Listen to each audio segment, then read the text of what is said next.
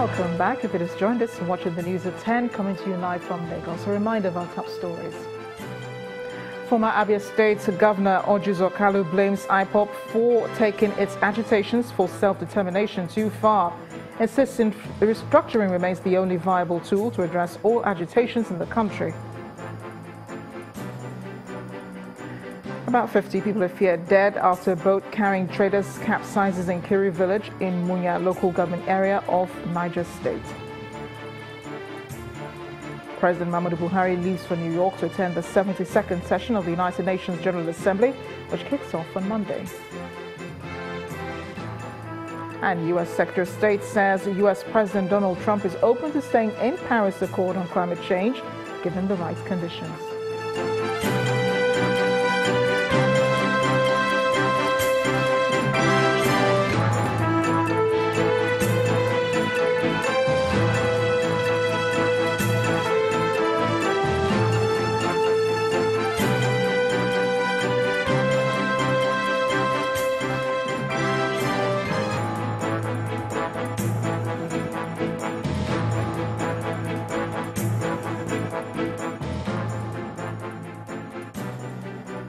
For more on our top stories and others, please visit our websites channelstv.com and youtube.com/channelsweb.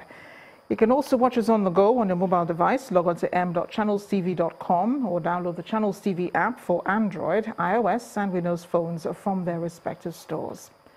Having the Channels TV and Channel 24 app will give you access to news and updates. You'll also have access to the Eyewitness feature with which you can be part of the news. Install the app, then tap and swipe to reveal the menu and follow the instructions to share those pictures that you'd love to let us know about.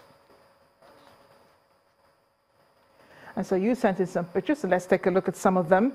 We'll begin with this one from Mohammed Namadi Sambo Way in New Karimo District, Abuja, the Federal Capital Territory, where we see a clean lawn, which our Eyewitness reporter says was cleared after he reported it here on Eyewitness.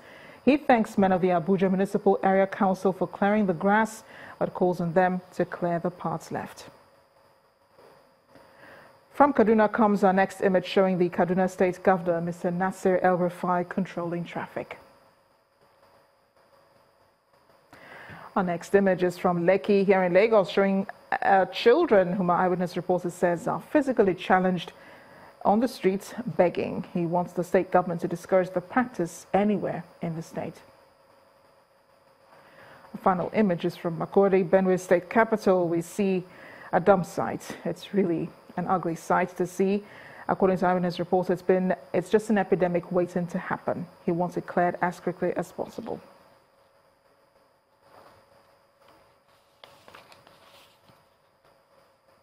Thank you for sending in those pictures, and please keep them coming.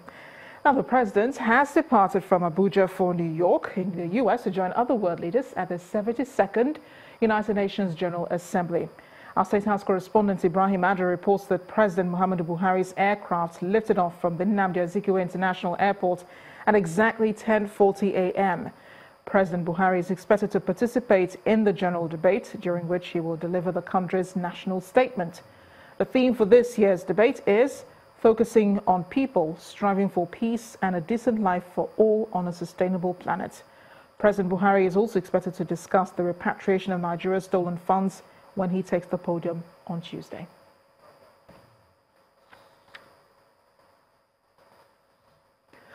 No fewer than 50 persons have been reportedly killed in a boat mishap that occurred in Kiri village in Munya local government area of Niger State. Eyewitnesses told Channels Television that the victims had boarded a canoe heading back from Zumba Market in Shiroro local government area of the state when the accident happened. There are feelers that the accident may have been caused by a heavy rainstorm experienced in the area. The Director General, Niger State Emergency Management Agency, Ahmed Ibrahim, who confirmed the incident, says there were 60 passengers on board.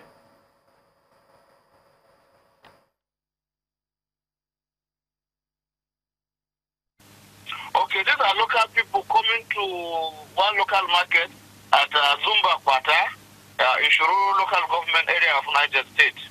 And they are coming from Kuduru village, which is in Kaduna State. And so far, 17 people were rescued 12 are still missing, and one dead body is still. To attribute to the incident the high level of rainfall, so the water, the river bank overflows, and they're on the water. Maybe they go against the tide, and that is what makes the accident. Yeah, NEMA, SEMA, we've been on sensitization campaign, not even on water. People living around the water areas, river bank, if you move back, because we've gotten the red alert that possibly Niger or Chad will open their waterways, so we've been on campaigns.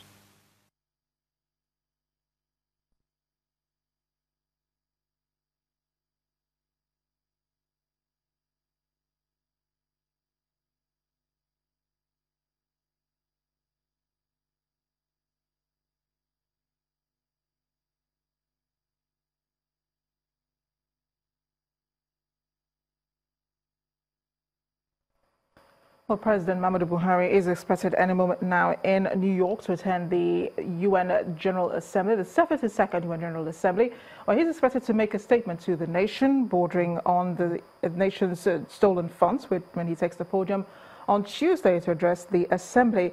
He will also be having a meeting with the U.S. President Donald Trump on the sidelines of the UN General Assembly.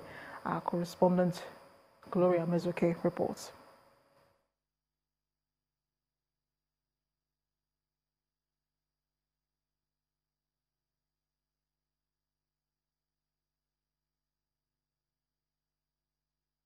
United Nations headquarters here in New York, where 193 world leaders are expected to gather for the 72nd session of the United Nations General Assembly, which kicks off in earnest on Monday, the 18th of September, 2017.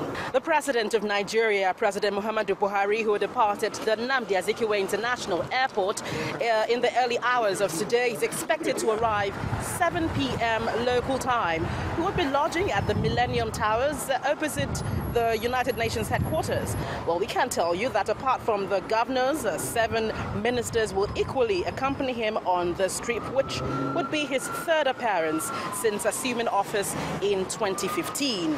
The area, as you can see, has been cordoned off as security is heightened around here. As the president addresses the United Nations General Assembly on Tuesday, many are hopeful that this will bring immense dividends for Nigerians back home. For now, at the Nigerian Mission House, it is buzzing with a lot of activities in preparation for the president's arrival. We'll bring you more details as it unfolds. From New York, United States, Gloria Umezuke, Channels Television News. Back here in Nigeria, over 1 month after flood ravaged some communities in Rivers State, the residents can now heave a sigh of relief. That's because the Rivers State government has delivered building materials, food items, mattresses and other relief materials to over 2,000 affected persons. Although some are still counting their losses resulting from the destruction of property, others believe government intervention will enable them get their lives back. Our correspondent Emmanuel Irei reports. This young man is trying to create a good situation out of a bad one. Fishing in the waters that have ravaged this community. Elsewhere, some youths also try to make some change for themselves by services in their flooded areas. This is a situation after flood-ravaged Eneka, Rukboku and Rumigbo communities in Obiakpo local government area of Rivers State over a month ago. Residents have no options but to wade through the flood. Where they have not constructed a makeshift wooded bridge, they wear boots, but the dangers are imminent. As you can see, we do not know where these weeds came out from.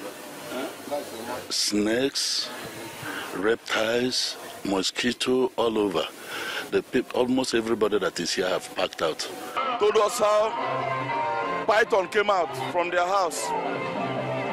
And you know, everybody knows what python is. It's a dangerous animal.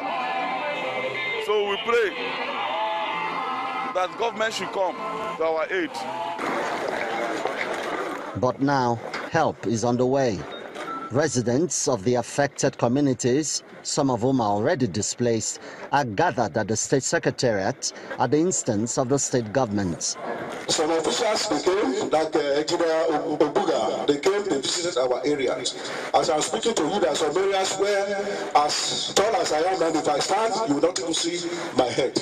The Permanent Secretary of Special Duties and Instructions from the Rivers State Governor, Nyesom Wike, leads the representatives of the people to truckloads of relief materials. For the Permanent Secretary, these items are not the end of government's intervention. As you know, flood is a disaster which displaces residents and subjects them to untold physical, emotional, psychological, and even spiritual trauma. That is why government that cares for her citizens has made this effort to alleviate the hardship faced by people in this circumstance. I'm highly overwhelmed for this gathering. Her deputy have provided for me and my people. I think I said God, who have done this through them, will bless them. Rising water levels resulting to flooding in some parts of the country and the world have been described by experts as effects of global warming.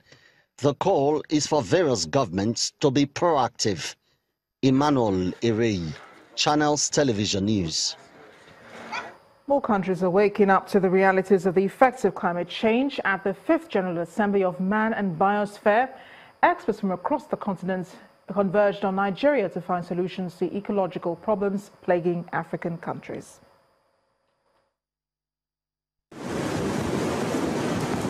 Climate change is real. The effects are all around us. Harvey, Irma are recent pointers. Here in Nigeria, several representatives from 28 countries in Africa, Europe, UNESCO's headquarters, are visiting Ibadan, southwest of the country, to discuss the future in environmental conservation, remedies to natural disaster, and the Lake Chad Basin. Nigeria is going to join UNESCO and the neighboring countries in creating a transboundary biosphere reserve around Lake Chad to build peace and to build a livelihood again, which is sustainable for the people. I think then we're on a good way. Nigeria's Minister of Environment is hosting and is quick to admit that climate change is as real as it is scary and tells his guests the plans of the federal government. You've seen in the last couple of weeks the flooding in Benue State, in Lekki recently, in Niger State, in part of Sokoto. I've been to all these areas and I've seen the devastating consequences of flooding. Some of them are long-term. For instance, in the Benue, the river Benue has silted. Therefore, it needs a long-term plan to dredge and make sure that the canals are open and deepened so that it will contain much water instead of spreading it across and causing devastating flood. The project coordinator at the Forestry Reserve Institute relates the initiative to the Global Agenda 2030, Sustainable Development Goals 13 and 14. It's also a platform for partners and donors who are doing around and those who are following on social media to know where African challenges are, where there is need to bridge the gap. So they now know where to put their money, support, or partnership. The participants also shared their thoughts. Well, you know, without the ecosystem, there is nothing in the future. So we're talking about the environment and the climate change. So Biosphere Reserve is the key, one of the key instruments under the relationship between the environment, the humans, and the communities living within that. So MAP is made in order to do that and to generate incomes and revenue for those people who are within the Biosphere Reserve. And I think it will contribute not only for the community within that, but for the global climate change goals and activities we are doing. Man and Biosphere, which is the concern of this gathering, is aimed at promoting a better interaction between human activity and the planet for a safer future. When the news at 10 returns, the Minister of Power, Works and Housing, Babatunde Fashola, challenges distribution companies to step up the network capacity to enable more consumers access to electricity. Do join us again.